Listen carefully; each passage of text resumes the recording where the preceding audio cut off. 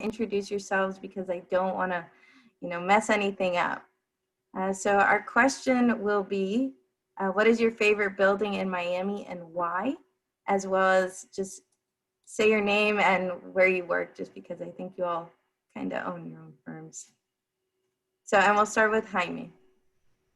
Hi, good evening, everybody. Thank you for joining and for the invite. My name is Jaime Sobrino. I'm the recent fellow here in Miami. Just got elevated last year. Still haven't had my investiture ceremony because of COVID, so I'm looking forward to that. I am Vice President of Director of Operations for the Leo A. Daley Miami office and West Palm Beach office.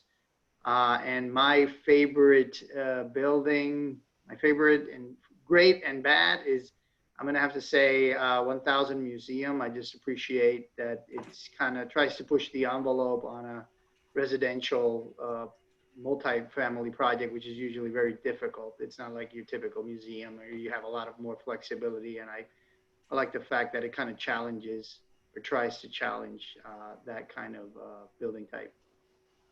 Great. Robert?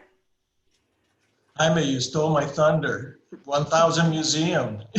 I love it. And I have it written down so I can prove it. I think Jaime is dead on. I find the building to be, it has a very, very elegant presence, and it's very sculptural, very sinuous. I find it extremely interesting.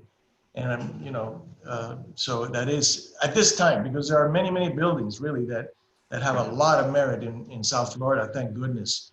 And we're seeing a lot of that, and each one for their particular activity. So I actually have many, many favorite buildings, but 1000 Museum is definitely a thriller. And thank you for inviting me. I'm very honored to be part of this group with all my friends. And all of them are great professionals, including Jaime, because I looked him up when I saw that he had won the AIA, so congratulations. I established my practice unofficially in 1978, officially in 1982. I'm the founding partner of Chisholm Architects in Miami. And just glad to be here. I've learned a lot in the last 40 years, and I'm glad to share it tonight. Thank you, Robert. Bernard? Hi, I'm Bernard Zizkovic, and I founded Zizkovic in 1977 in my house. We were just talking about it. Actually, not in my house, in the agricultural shed next to my house, by myself, doing everything that every young architect does with one project, and decided that I would either make it work or I would continue my higher education. So I never had the higher education, but somehow I've managed to make it work. So we have offices in Miami, Orlando, New York, and in Bogota, Colombia. And one of the main criteria for starting my own firm was that I wanted to hang around with people that I really liked spending time with. And I still think that's one of the most important aspects of why someone becomes an architect, to do that. Like Robert has said, there are many great buildings in Miami. My favorite building is whatever project I'm working on at the time, because I like to believe that it will become my favorite building. And sometimes it does, and I'm excited about process and the opportunity to have impact. That's a great way to look at it, Bernard. Nati, last but not least.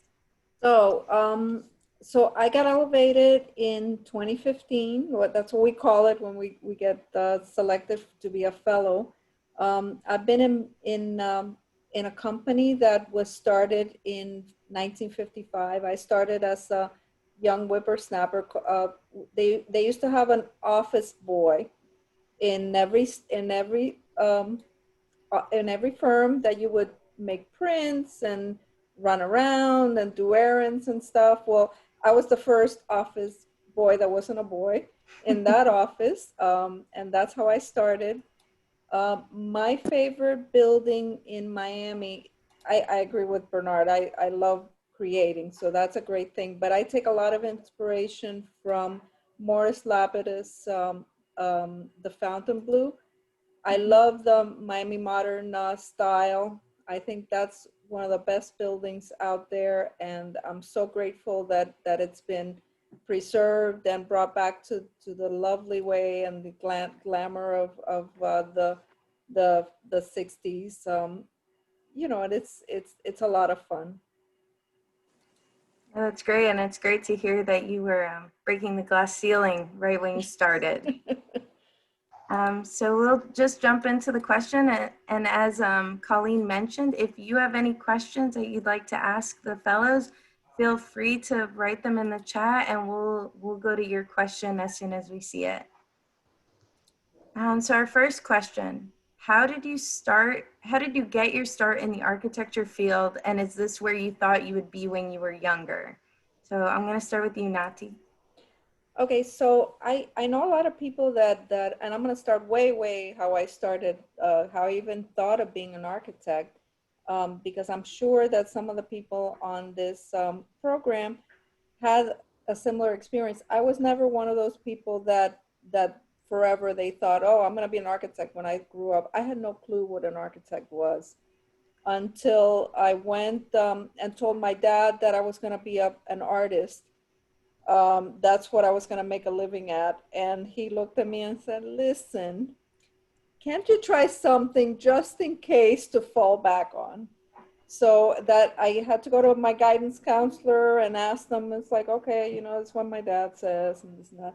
So she this was a woman. She suggested try architecture. So I went to a couple classes in high school and did that.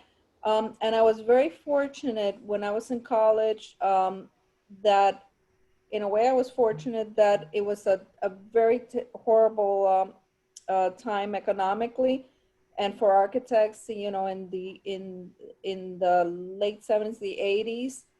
And I was lucky that I got a job at a bank as a teller, and that's the bank was under construction renovation, and I met Dick Schuster because he was a customer. And Dick Schuster was a great thinker, beautiful illustrator, and all around great guy. And when I finally got a job at Downtown Development Authority later on in that summer, they remembered me. He remembered me, and his wife also remembered me, and that's how I started at Ferguson Glasgow Schuster as again a young whippersnapper, and I'm definitely where I want to be and where I thought I would be at this stage of the game, because I always wanted to take over everything. Um, and that's the main thing that I want to tell everybody is to have that dream and seize the opportunities and make sure that if you want to work on a project, you say, I want to work on that project, and you bully your way in and be confident about it, and you're going to be able to do it. And that's how I started, and that's how I got to head my firm. That's great. Jaime? Yeah, I guess in high school and everything, I used to draw a lot and you know, took painting classes and stuff. And when I was looking at professions, I looked at graphic design and also got a, you know, understanding of architecture. I took a little class in high school and kind of got started there. Went to college, and my first job was with a small firm. Just kind of came in, kind of a summer intern, really, after I graduated. So I was more like a summer intern than anything, just doing drawings, hand drawings for them. And I knew some CAD because I learned it in college, so they kind of rolled me into a you know, a fixed position. Um, to the tail part of you know, would I be where I am today when I started? I would say no. I have no clue. I mean, you know, when I started, I wanted to be like Bernard. You know, I wanted to be, you know, award-winning designer, have my own firm, and you know, do all these great buildings and have that opportunity. And I still consider myself a designer at heart, even though I deal more with operations. So, and my career has been, you know, pretty diverse in that sense. And I think that's something that I've really enjoyed. I mean, I worked with the public, I've worked in the government agencies, I've worked with developers, I've worked with general contractors, I've worked with project managers. I've worked, all sorts of aspects of the industry. And now I'm back working in an architectural firm with a slightly different role, right? More of the operations side. But it's been a great journey, and I wouldn't trade it for the world. And I think I still have an opportunity to maybe win a design award someday. So. Sure. Bernard? Well, you have to stop me if I'm going to talk too long. Okay. So I never imagined that I would be an architect growing up. I went to the Hebrew Academy, and I went all the way through yeshiva, which is the Jewish version of becoming a Jesuit priest, I guess. And I never had a drawing class. I never had any artistic class at all. I just studied Hebrew, Talmud, the secular subjects, but I had some incredible English teachers during that time who were somehow managed to get past the scrutiny of the, because whereas everyone studied traditional American literature, what they taught us was existential philosophy, Herman Hesse, Herman Miller, very radical kind of secular stuff. And that inspired me. And along the way, I read The Fountainhead and decided that I was going to be an architect, because in the book, the architect creates social change. And that social change was challenged by terrible, mean-spirited people. And then the architect decided to blow up his own building just to prove to them that he was not going to be compromised. So that was my inspiration for becoming an architect. I never knew how to draw. I never had a CAD class. CAD was not existing when I was there. Somehow or other, I was accepted to Pratt, which told me that I had the worst portfolio they'd ever seen. But I had the most interesting essays, and the way that my mind worked was fascinating to them. So they told me not to worry. They would teach me how to draw, which they did. And that was the beginning of my architectural career. So not only did I not imagine that I would be in these shoes, but I never really had any inkling that I was even creative, because I never had an opportunity during all those years of my childhood training and my high school to ever do anything that was creative. It was all about intellect and study and philosophy. And so I came at it in a very different way than most. And along the way, I had some very important and good fortunate moments where people helped me to get to the next level. And I still believe that architecture, other than the love of design and along my path, the love of urban design and city building, I still believe that architecture is still about social change and creating the environment for the people that end up being our clients. It's been very interesting journey for me, which I don't have the time to talk about because we have a program. But at this point in my life, there's just been so many opportunities that I've seen that our profession has to make a change. And I think that the change making is probably what you hear in everybody's conversation. We all are inspired by the idea that we can make a difference. And architecture is one of the few professions that I think that passion is really there.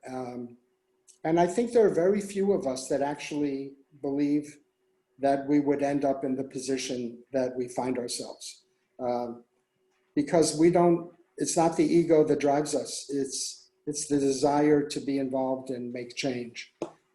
So that's kind of my early history, which I don't share too often, but it has served me well all these years. And the skills come along. What you need is the passion and the desire to to do good for the world. And I still very much believe that. Well, those are all great points, and thanks for sharing, Bernard. And Robert, is this where you thought you'd be, and how did you, I guess, how did you get your start? Actually, when I was a teenager, I never thought too much about where I would be, to tell you the truth.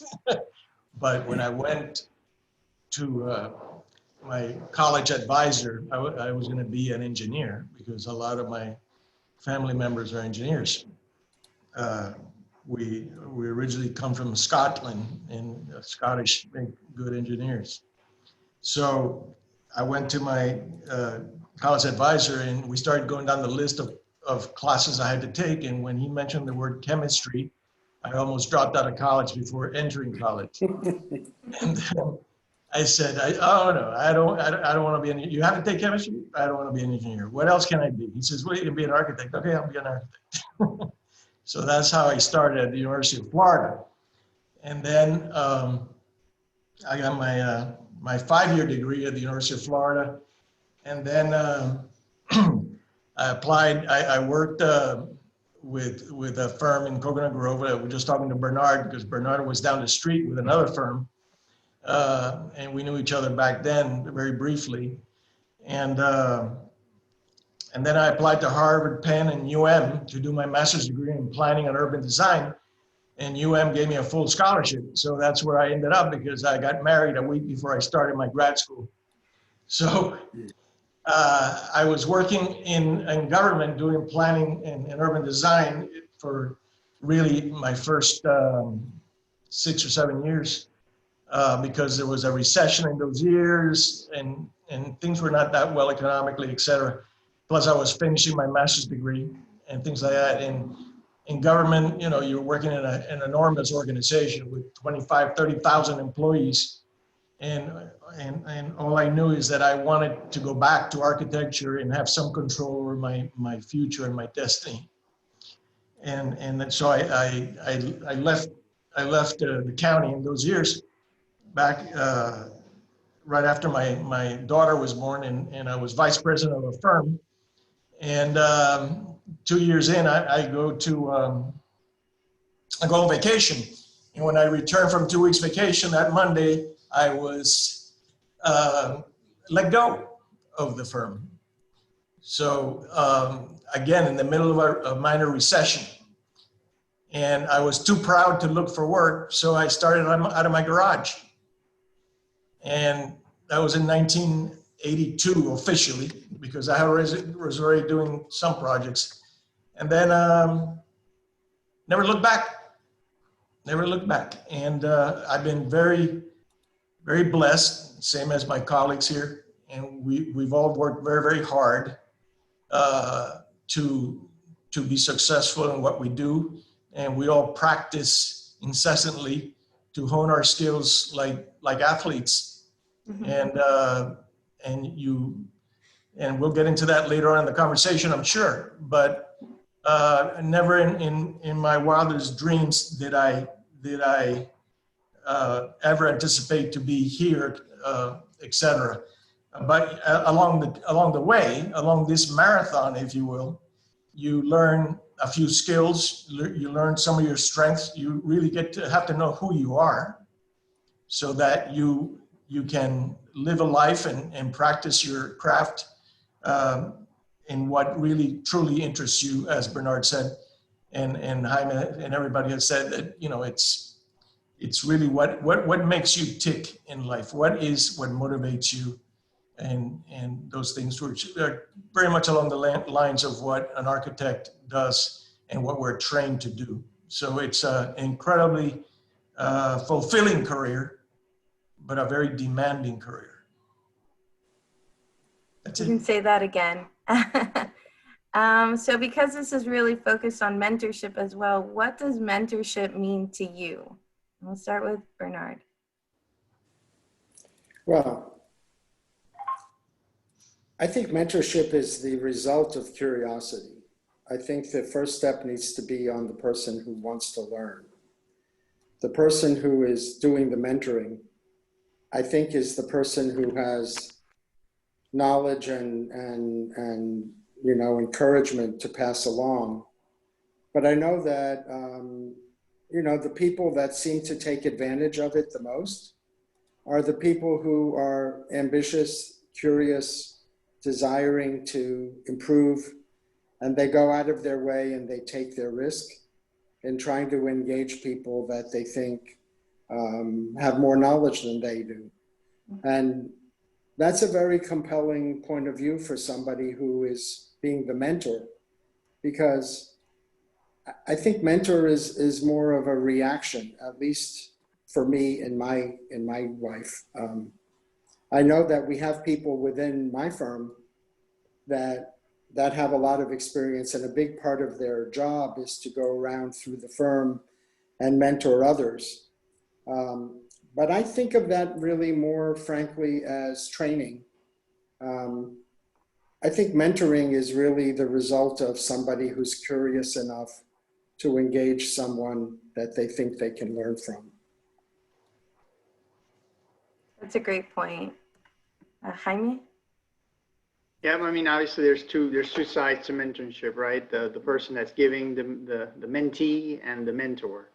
Right. I think it's a different mindset for each one, right? Like Bernard said, you know, you as a mentor, you look for somebody that has those aspirations and you connect with that because you know that person is willing to pay attention to what you're saying and really focus on it.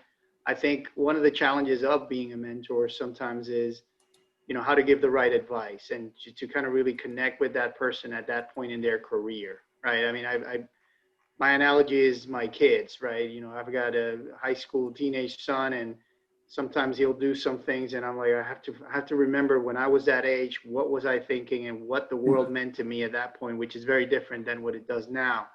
And just as a mentor, just try to give them the best advice possible, but really try to make an effort to put yourself where you were at that point in your career, to try to kind of walk them through whatever challenge they're wanting to take on.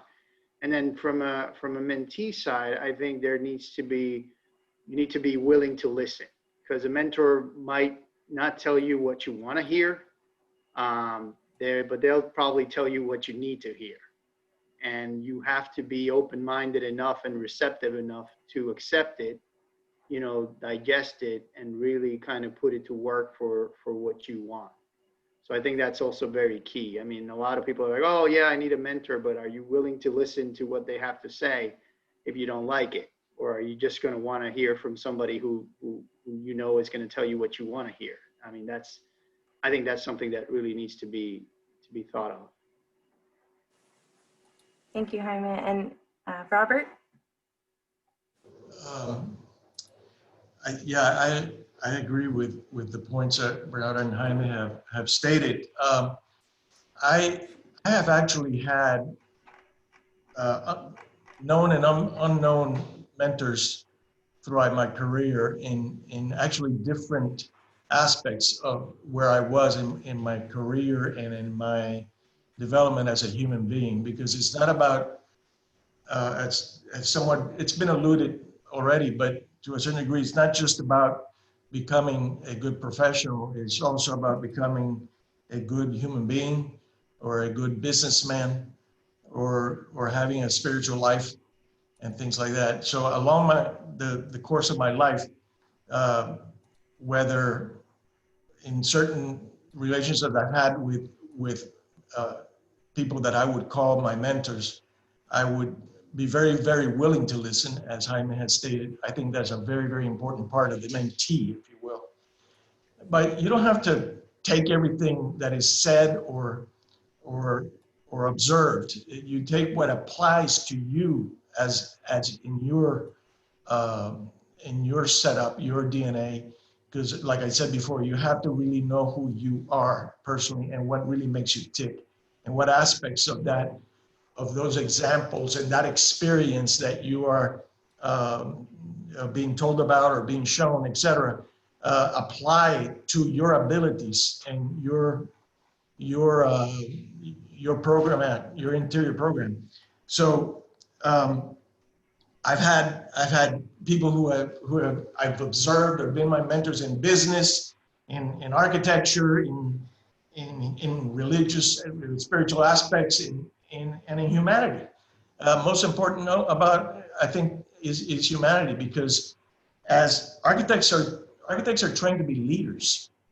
And in order to be a leader, and I believe very strongly in that, very, very strongly, in order to be a leader, you need to know how to be an accepted leader. And that is important. You need to know how to motivate your team, and how to have your team follow your directives, or allow your team to provide leadership, but always leading from the front.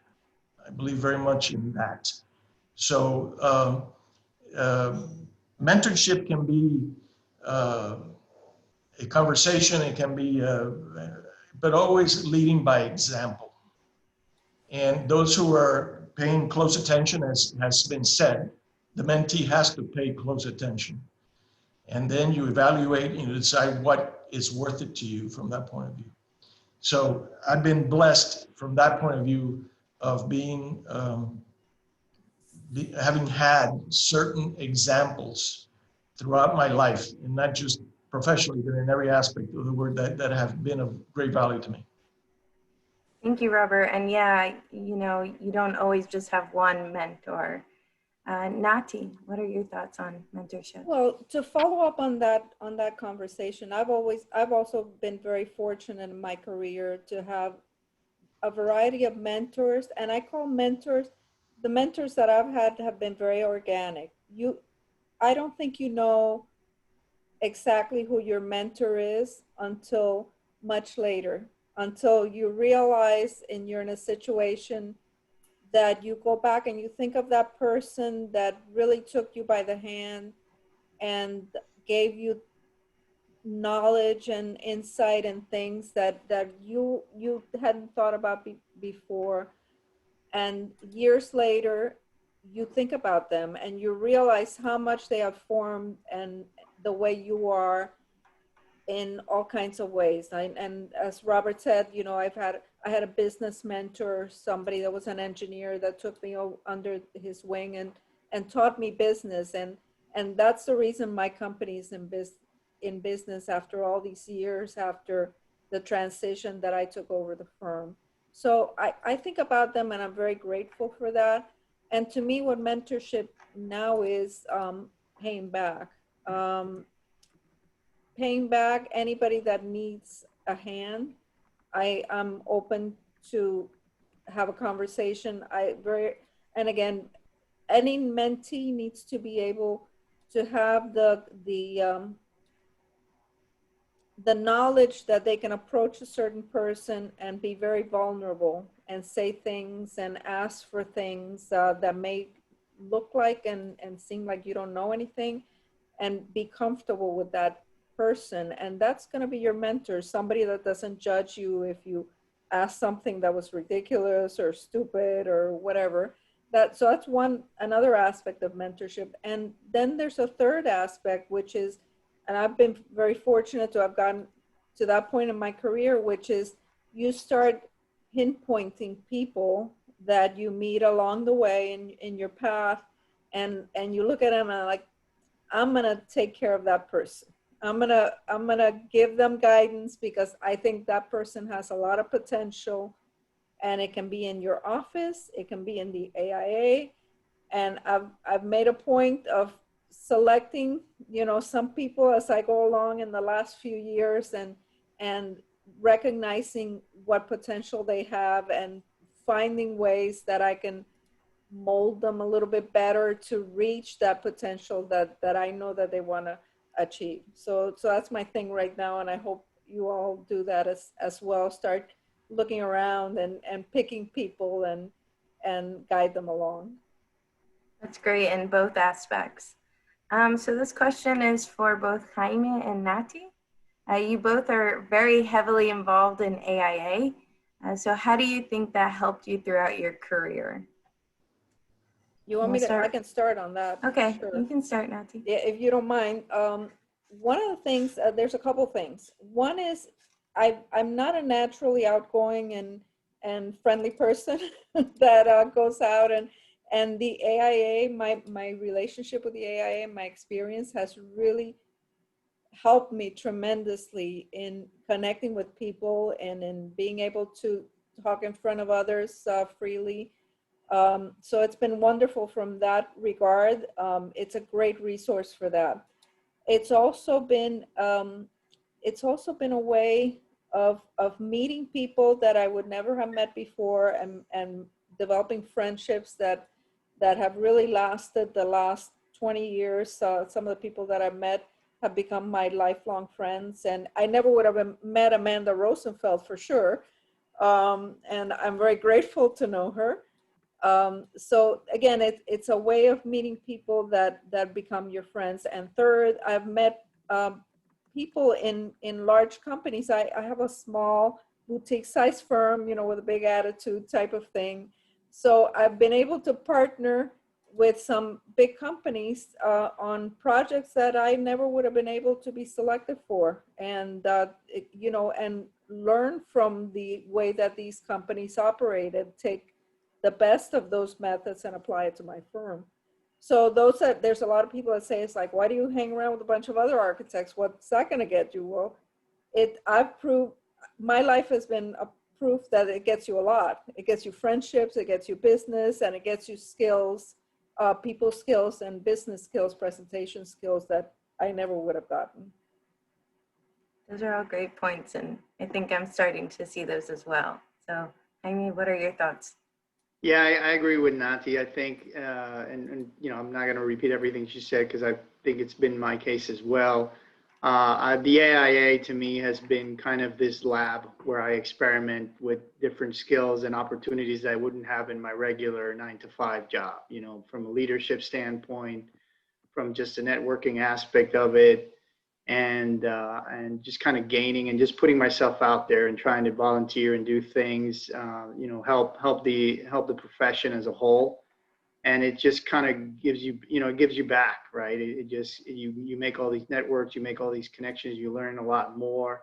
And it's an interesting, I just have an interesting anecdote. Is one of my job interviews, they were saying, well, what's your experience in managing people?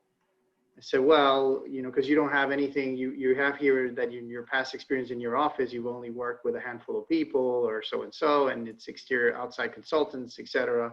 So and this is a position that requires you to deal with many people, 40 people, 50 people. And I said, well, okay, yeah, well, I was moderator for the AIA National Strategic Council, and I had to deal with a group of 50 people, all leaders in their own states and their own chapters.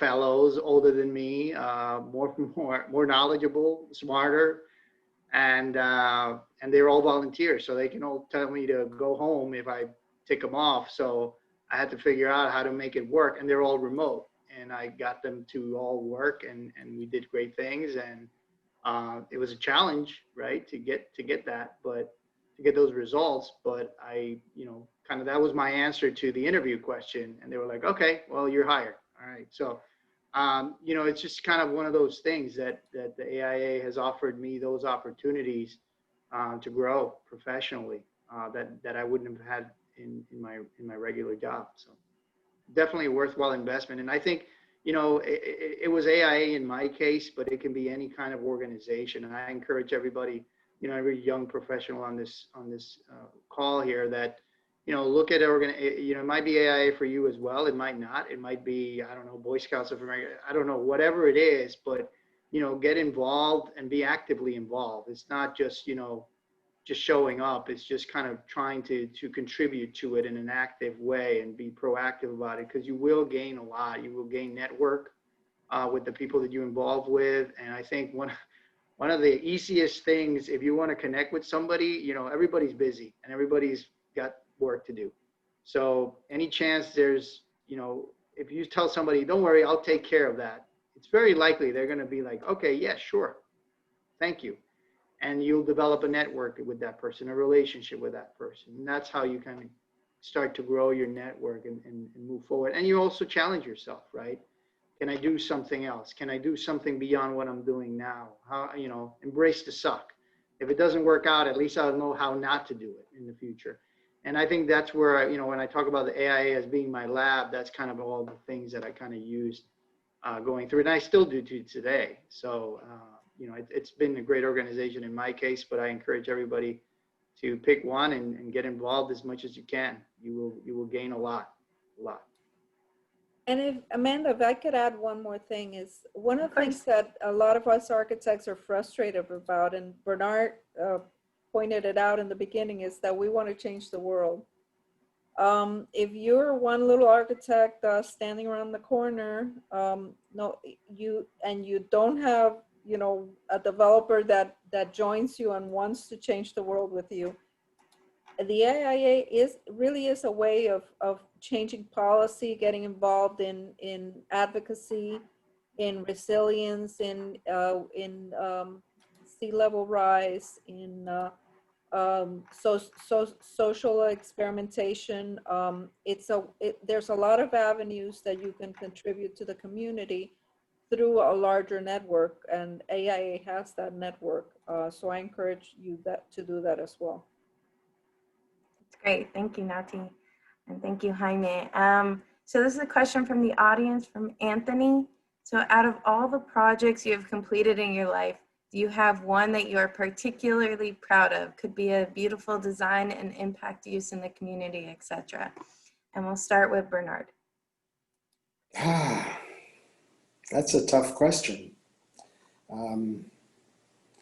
I would say the one that I've had like a remarkable experience and feel proud of accomplishing. There's thankfully more than one. We did the new airport for Bogota, Colombia. Ground up, brand new, 36 gate, world-class airport. We designed it. We had to deal with all of the Colombian nationals. We had to deal with all of the international issues, air issues. We had to do the drawings in Spanish and in metric. And it was well over $1 billion in construction cost. And we accomplished it, I'm proud to say, beautifully and in a very short time frame. And I loved being put on the spot of having to deal with a country and people and in a language where my poor Spanish had to be adequate to make presentations. And I tell people I speak Spanish as a Zen person. I have no past, I have no future. My Spanish is entirely presente.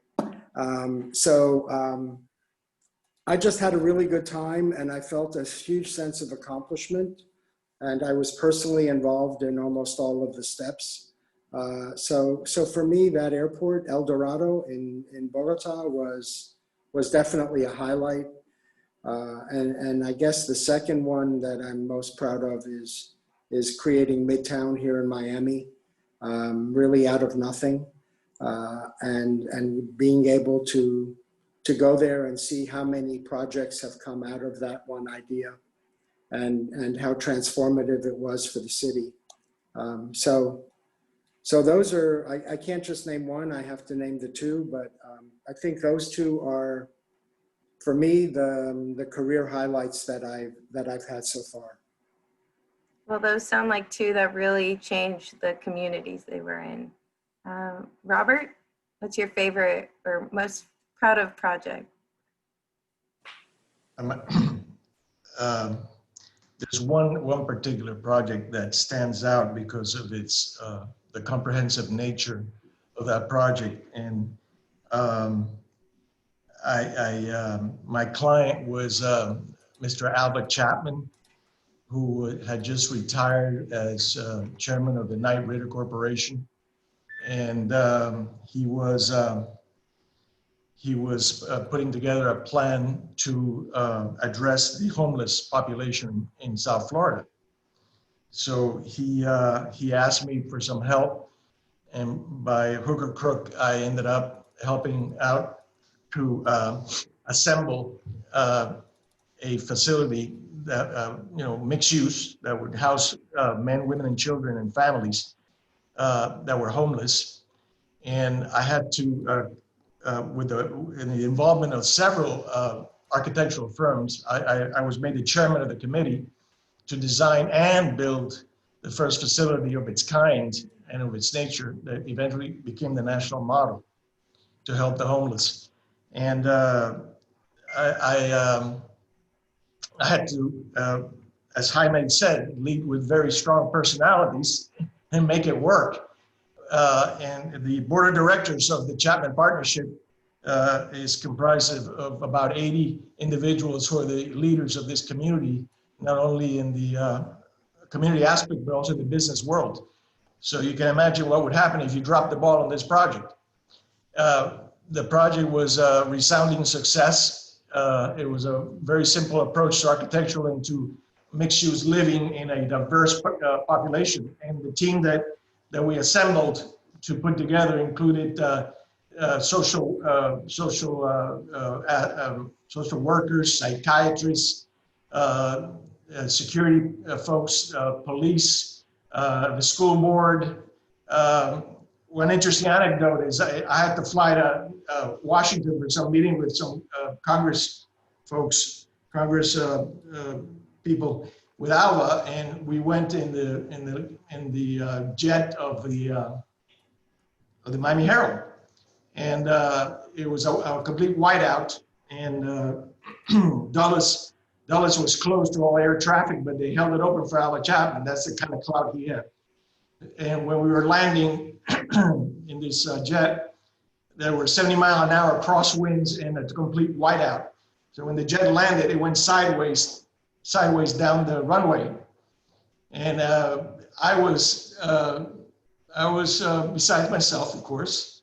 And Alva, who had been a B-17 pilot in World War II with 36 missions over Germany, said that he hadn't seen flying like that since World War II. And I said, well, you know, good for you, but it's my first time. We made it okay. And so dealing with Alva Chapman for those projects was very interesting. But the ending of the story is that after I finished my work and we were able to deliver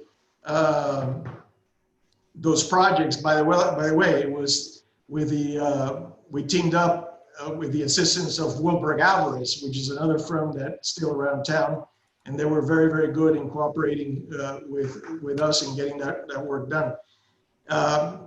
Alva calls me one day in 2005 and asked me to be the next chair, succeeding him as a chairman of the Chapman Partnership, which would, number one, was a great honor for an architect to take over his client's business, if you will.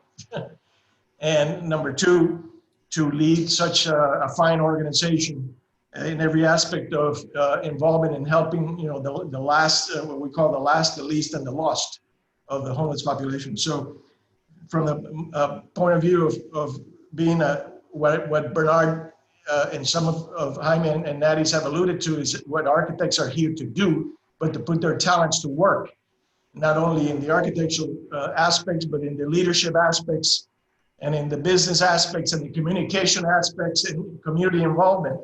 That encompassed all those aspects of what architects are trained to do. So that's the potential and ability that architects have in them, just simply on their training and their composite of their talents. Yeah, that's a great story. And actually, Colleen wrote that Alvin and her father-in-law flew together in World War II, so there are always connections.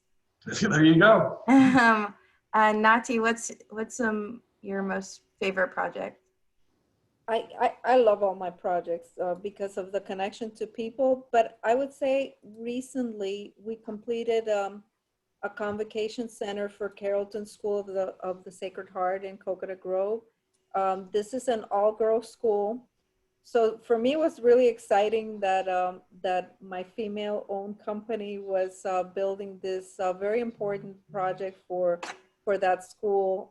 Basically, it's a building that unifies the whole a whole historic site, opens up a view corridor to the historic El Jardín property that can be seen now from Main Highway.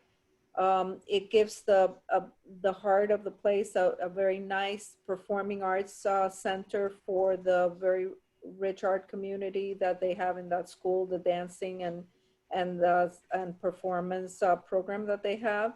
And it also created a main entrance for the school, a place where somebody can drive in and have a beacon of somewhere to go and go to the office, etc. So we finished that. I think it was last year, or the year before. So that was a really fun project. And I always bring up one of my most challenging projects, which is also a big win, which was the University of Miami School of Architecture, the Perez Architecture Center in Glasgow Hall.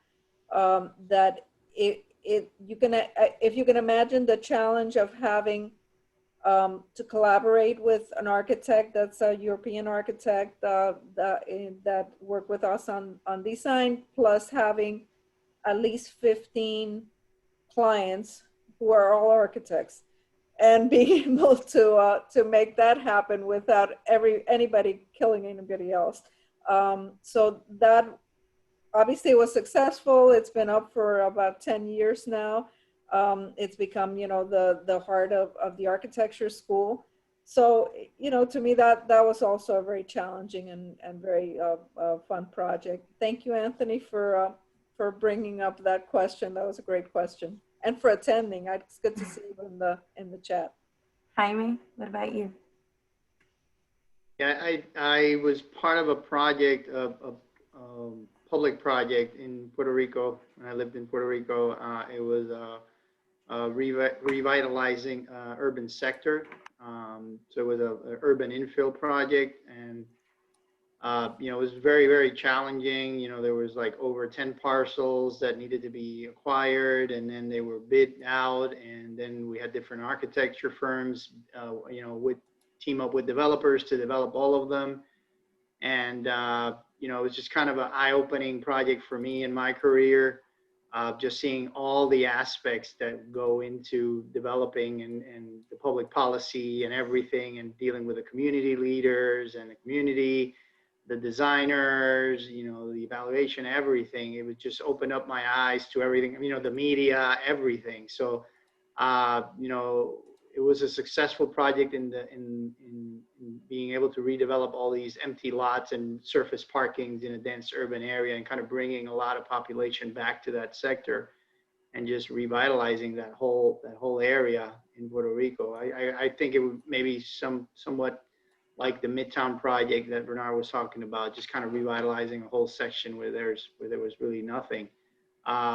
It just taught me all these different things, all these different aspects that deal with, zoning and putting everything together. And I was kind of fortunate to have the opportunity to be in the middle of all those things that were happening. So I learned quite a lot, and proud to say that, a lot of the projects got built. The sector is a new sector now, completely different, and it's taken a while, and there's still plans to continue to grow it. So it's really turned a corner with that project. So I think that's great. And as everybody can note, all of your projects related to helping the community grow and just embracing that essence of what we've all mentioned as what architects truly aim to do.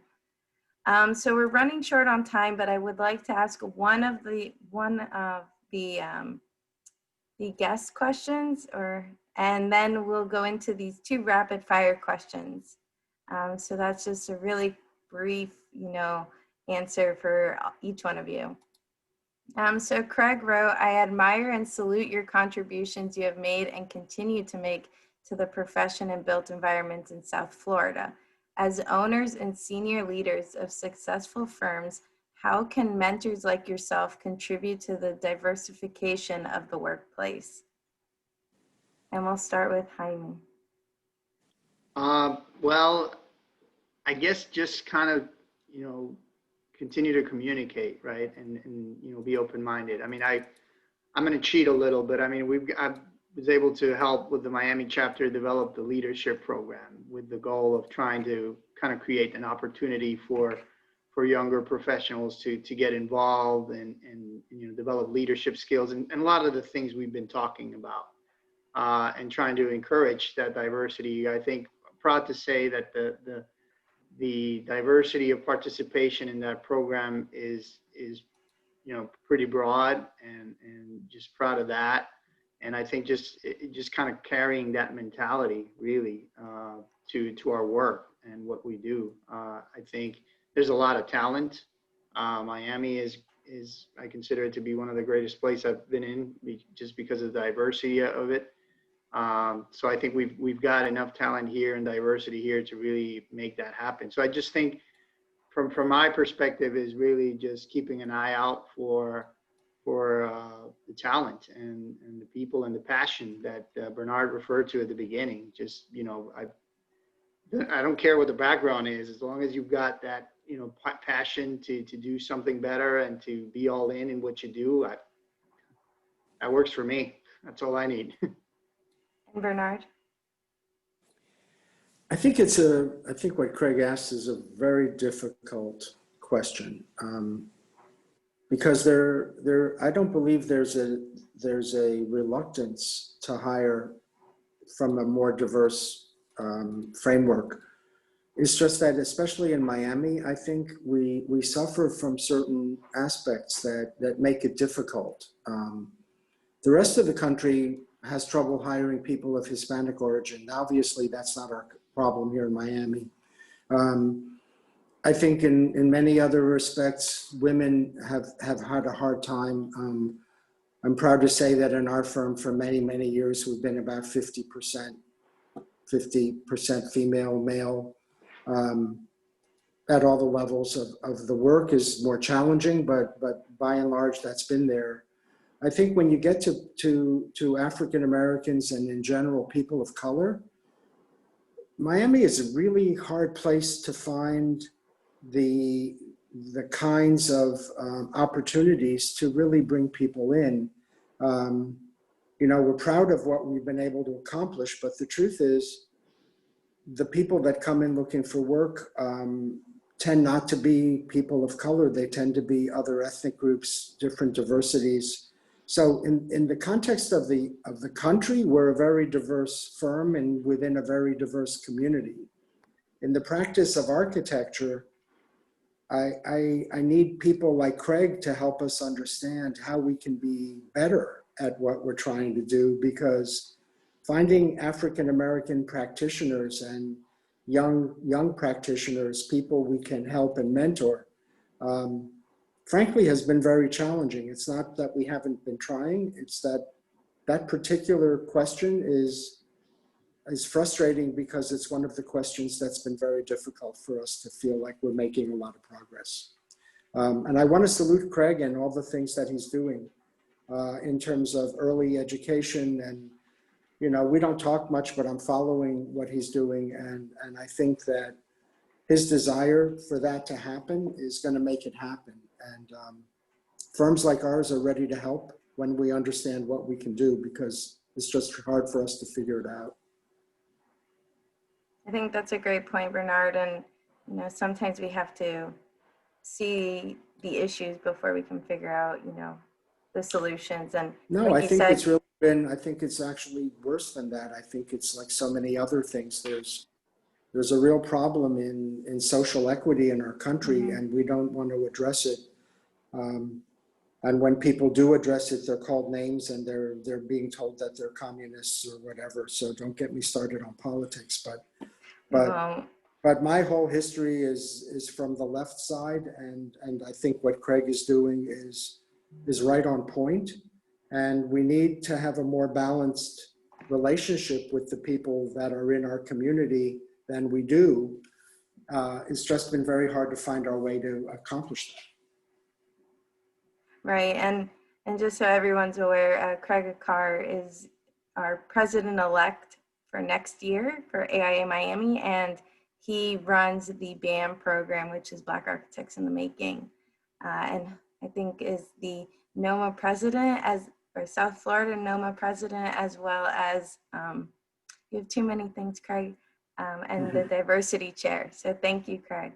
Nati and Robert, will do a quick run for you two on this question. Well, I think everybody, most people know that my activism toward women in architecture for the last 10 years. When I started, it was kind of a rough place for women in the profession. It was few and far between for me to get a job. I was turned away in the beginning from some firms that just didn't hire women. They had issues with it for whatever reason, and they just didn't do it. And you know who you are out there. But so in the last 10 years, I basically made a point of doing that. And in my firm, we're 75% women. For whatever reason, that just, it's very organic how that has happened. But I do recognize, and I've recognized for the last 30 years, the shortage of Black African American participation in the profession. Our firm started a scholarship at the University of Miami, I don't know, probably 25 years ago, that benefits Black architects. And every year, it's not a huge amount of money, but every year it provides a pot of money for somebody to be able to pay certain expenses, books and supplies, etc. And I know that it's helped a lot of kids. There's one recipient every year. It's helped a lot of them, and it's helped them throughout their studies. And our new thing is to try to get scholarships going for the AIM, for the ARE, so that barrier is also being reduced, that financial barrier. But what Craig does in exposing kids to what an architect is, I didn't know what an architect was when I was in school. If you don't see it, you're not going to be it. So that planting that seed, and I encourage everyone on this call that can make a donation toward that program. The more money we have for supplies for that program, the better it's going to get. Thank you, Nati. And Robert, what are your thoughts? I look at things the same way as everyone here as well, but frankly, I think that all human beings are equal, meaning we hire based on the best hire. The first Afro-American architect, president of the Miami AIA was Neil Hall, and I'm the one that nominated him, got him elected. So my track record is impeccable on that, from that point of view. My right hand for 10 years administratively was a Afro-American woman who, when she left to live in Atlanta, she became the head of Toys R Us in Atlanta, based on my training. And she was here last year giving me thanks for that mentorship. We had 5 Chinese architects here in the last 3 years. And our office is top heavy with women. It's not about who you are or how diverse your thing is, it's how you give other human beings a chance to do what they have to do when they must do. But not only do you give them the opportunity, but like the mentor-mentee situation, it also depends on what that individual wants to do with their life and their career.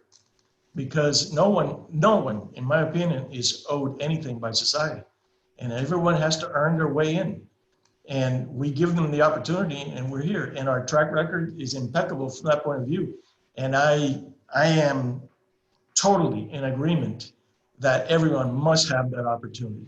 They must. And we as a society, and as it was said before, here in South Florida, it's kind of difficult to say that you're not diverse because everyone is of some other nationality or some other religion or some other gender relationship, and we all work together very well actually here in that aspect. As we speak, I'm working with Black general contractors in major projects. I mean, $60 million projects, and we're working with Black engineers of all sorts, and we're working with LGBT people as well in many other professions. That's not the point. The point is that in South Florida, I think the diversity issue is pretty well addressed, And the opportunity is for those who want it. Who wants to grab onto that opportunity and who wants to make it? Because thank goodness the United States, who is the best country in the world, has those opportunities. And that's how this country was built, based on opportunity for all. And yes, I agree with the subject matter. And I think that in South Florida, we're doing quite well with that, at least in my sphere of influence, if you will. And that's where I stand. And I'm not a whatever. I don't want to get it like Bernard said. I don't want to go down that road. Yeah. Well, thank you, Robert. And so we're running out of time, but we'll do the 2 rapid fire questions. So we're going to go really fast paced on these. The first one is, what is the #1 trait a young professional should have in order to grow professionally and personally in the field of architecture? And we'll start with Bernard. I think the opportunity to learn how to communicate effectively. If you want to get outside and be away from your desk and have a career that can grow, I think that communication in every form is key. Great. Nati? You have to have ganas. Ganas. You wanna try to do something. You wanna do something. Go for it. That's what you want. You gotta have drive. Robert? I think communication is key, and learn about human beings and humanity, and how to really get in touch with someone at a personal level. I think everything is about relationships. And Jaime?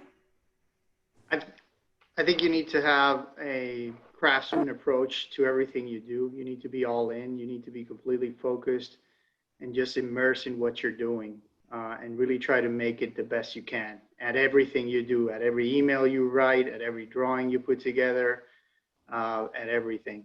If you do that, you're going to be successful, and you're going to learn, and you're going to become better, and people are going to gravitate towards you because they know they can count on you to do their job right. Great. And then for our final question, if you could talk to your younger self, what would be one piece of advice you'd give yourself? And we'll start with Robert. You have to know who you are. Spend time knowing and getting to know who you are and what is going to make you happy in life. Because the society we live in puts in a lot of temptations in front of you that are not what they seem to be, and can lead you down the wrong way. At the end, we all want to be happy with what we do in our daily life. And when you look back at the decades that go by, and you want to know whether you've achieved anything and something that you can be proud of, that you did your very, very best at everything that you do. And you prepare for this life as you were an athlete, both mentally, physically, and spiritually. And that's how you address life in general. And that will reflect in everything that you do in your life as a professional and as a human being. Thanks, Robert. Bernard? Take your foot off the brake.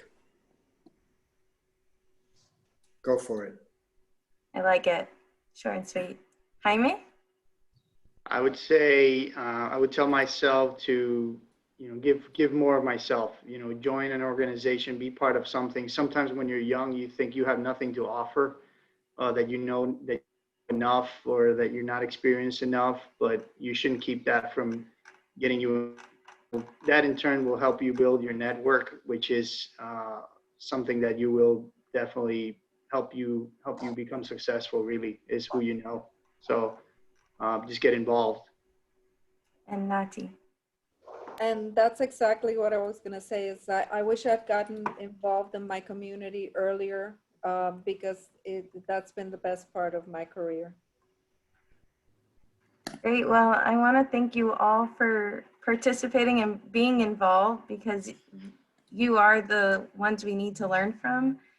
So I personally want to thank you. I think of you all as mentors to learn from. And I hope everyone that was here listening agrees. So I'll leave it to Colleen to end it. Thank you, everybody, for attending this wonderful event. Thanks to all the fellows, and thank you, Amanda. This recording will be available after Monday on the AIA website, www.aiamiami.org. And that's it. Thank you so much for attending. We appreciate it. Thank you. Have a great night. Thank you, everybody. Thank you, Thank you. Amanda. Great Thank you, Very Colleen. much. Thank you, guys. Bye. Good to Thank see you. you. Night.